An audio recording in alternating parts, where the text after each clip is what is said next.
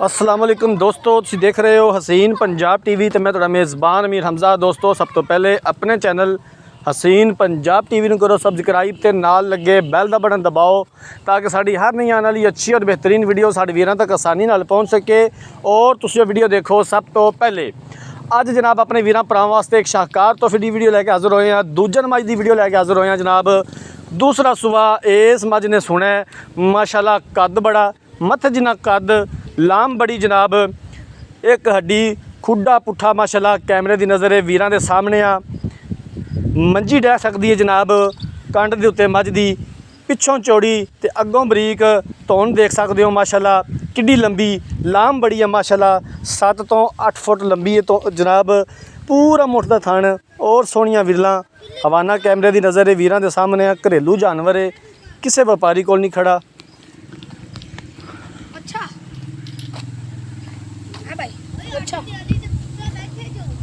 अपने वीरां वास्ते मेहनत करी दी है, कोशिश करी दी है कि अच्छे तो अच्छा जानवर अपने वीरां भरावां नूं दिखा सकीए। बाकी लैने देने मुकद्दर ने। नीली बाहर दे जानवर अपने वीरां भरावां नूं दिखाई दे ने, नीली दा शौक पूरा करवाईदा है। थण माशाल्लाह बड़ा खूबसूरत लग्या होया है, पूरा मुठ दा थण है और गिट गिट विरले जनाब, धुनी दा निशान तक नहीं है, ब्लेड फिरिया होया है, कोली दी सिर्फ झालर है। प्योर नीली दा जानवर माशाल्लाह कैमरे की नज़र है वीरां दे सामने आ। तसल्ली करनी है मेरे वीरां ने, अपने वीरां वास्ते मेहनत करी दी है। अच्छे तो अच्छा जानवर अपने वीरां भरावां नूं दिखाईदा है। बाकी लैने देने मुकद्दर ने। कद बड़ा है माशाल्लाह, खून रत बड़ी है, नस्ल जात बड़ी है मज दे कोले, देख सकते हो। देखने वाली अख पहचान लैगी कि जानवर की चीज़ है, दसन की लोड़ नहीं हैगी। घरेलू जानवर है, मैं अपने वीरां नूं फिर दस देवां, किसी व्यापारी कोल नहीं खड़ा जनाब। घरेलू जानवर है, देख सकते हो माशाल्लाह, प्योर नीली इनू कहंदे ने जनाब। नज़र आ रही है कि जनाब नीली दा दाना है। आरफ वाला इस जानवर की लोकेशन है तहसील आरीवाला, ज़िला पाकपतन। आरफ वाले तो 17 तो 18 किलोमीटर के फासले ते ये मझ खलोती है। मेरे वीरां ने तसल्ली करनी है, अंग अंग देखना कैमरामैन साहब, कोई चीज़ कैमरे की निगाह तो छुपी नहीं रहनी चाहिए। मेरे वीरां नूं अंग अंग दिखाना है। बाकी ये तकरीबन 10 तो 12 दिन झोटी लै जाएगी सून दे विच। पिछले सूबे मालकां दे बकोल 14 किलो दुध करती रही है, पहलन होके 14 किलो दुध झोटी करती रही है। हुण इन्हें दूसरा सूबा सुना है, 10 दिन मजीद लै जाएगी झोटी सून दे विच।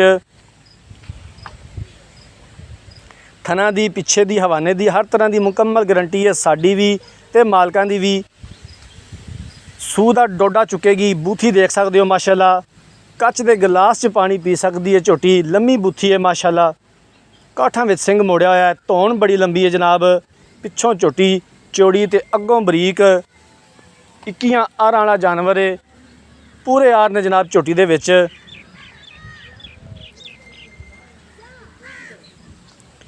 दूसरा सूबा इस झोटी ने सुना है। पिछले सूबे मालकां दे बकोल 14 किलो दुध करती रही है।